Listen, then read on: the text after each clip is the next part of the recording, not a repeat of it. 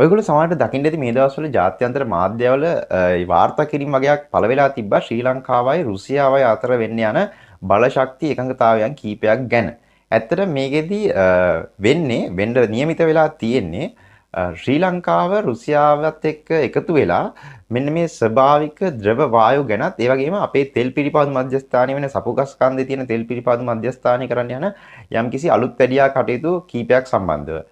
මේකෙදි කොළඹ වරායට ආසන්නව ද්‍රව ස්වභාවික වායු පරයන්තයක්. ඒ කියන්නේ මේ LNG පරයන්තයක් ඉදිකරන්න කටයුතු කරමින් යනවා. ඒ වගේම ශ්‍රී ලංකාව රුසියාවෙන් බොරතෙල් ආනයනය කරන්න පටන් ගත්තොත් ඒ ආනයනය කරන බොරතෙල් පිරිපහදු කරන්න. ඒ කියන්නේ රුසියානු බොරතෙල් පිරිපහදු කරන්න උචිත වෙන විදිහට සපුගස්කන්ධයේ යම්කිසි අලුත් වැඩියා කිරීම කටයුතු කීපයක් ඉටු කරන්නත් රුසියාවේ සහයෝගය ලබා ගන්න සාකච්ඡා මට්ටමේ පවතිනවා කියලා තමයි වාර්තා වෙන්නේ. ඉතින් රුසියාවේ ශ්‍රී ලංකා තානාපතිනි එස් ගුණසේකර මහත්මිය කියන විදිහට ශ්‍රී ලංකාව රුසියාවට මේ වෙද්දි නිල වශයෙන් යෝජනාව ඉදිරිපත් කරලා ඉවරයි.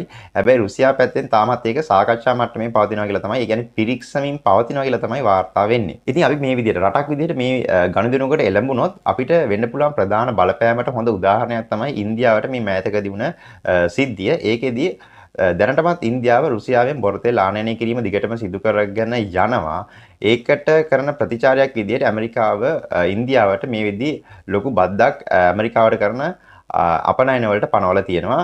ඒකට හේතු වෙන්නේ ඒකට දැන් වර්තමාන ජනාධිපති ට්‍රම්ප් පෙන්නලා දෙන්නේ කවුරු හරි රටක් මොකක් හරි රටක් රුසියාවෙන් තෙල් මිලදී ගන්නවා නම් ඒකේ අදහස තමයි රුසියානු යුක්‍රේන යුද්ධයට ඒ මිලදී ගන්න රට වක්‍රාකාරයෙන් රුසියාවට සපෝට් කරනවා කියන එක. කොටින්ම කිව්වොත් ඉන්දියාව රුසියානු යුක්‍රේන අරබුදයේදී රුසියානු යුක්‍රේන යුද්ධෙදී රුසියාවට කරන සහයෝගය දැක්වීමක් විදිහට තමයි ට්‍රම්ප් මේක සලකන්නේ. ඉතින් ශ්‍රී ලංකාවත් මේ වගේ තත්ත්වයක් ඇතුළත රුසියාවෙන් තෙල් ආනයනය කරන්න පටන් ගත්තොත් බොහෝ වෙලාවට ඇමරිකාවෙන් අපිට සම්බාධක පැනවෙන්න ඉඩ කඩක් තියෙනවා.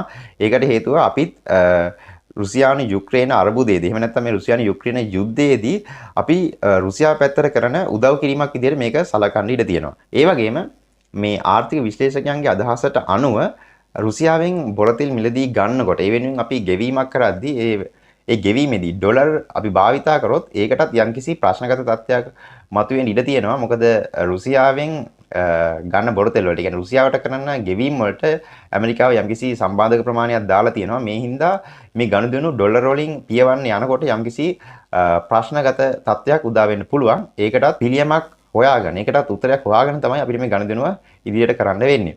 හැබැයි මේ විදිහට මේ ගනුදෙනුව කරොත් මේකෙන් අපිට රටක් විදිහට ගොඩක් ලොකු බෙනිෆිට් එකක් ගොඩක් ලොකු වාසියක් හම්බෙන්න ඉඩ තියෙනවා.